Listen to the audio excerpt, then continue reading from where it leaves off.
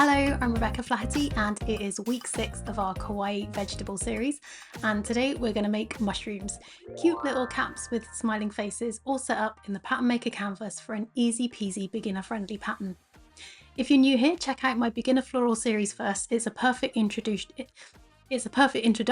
to this way of making patterns in Procreate.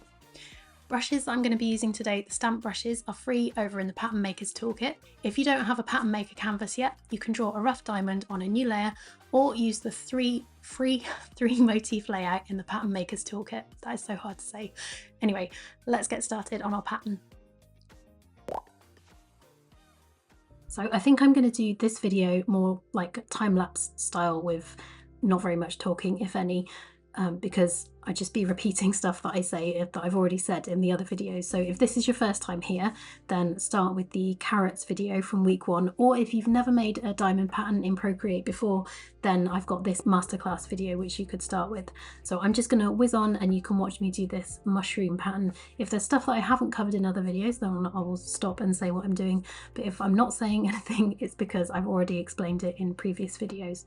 So just enjoy the cute music and the cute little mushroom faces.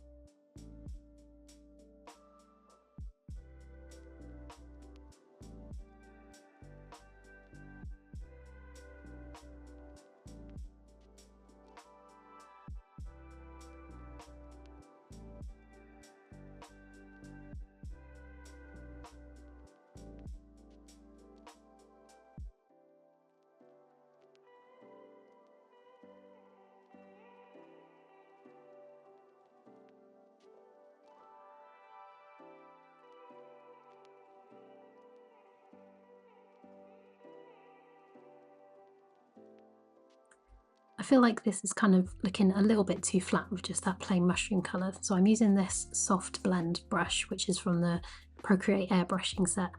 And I'm just going to apply with a nice big brush, just little touches of this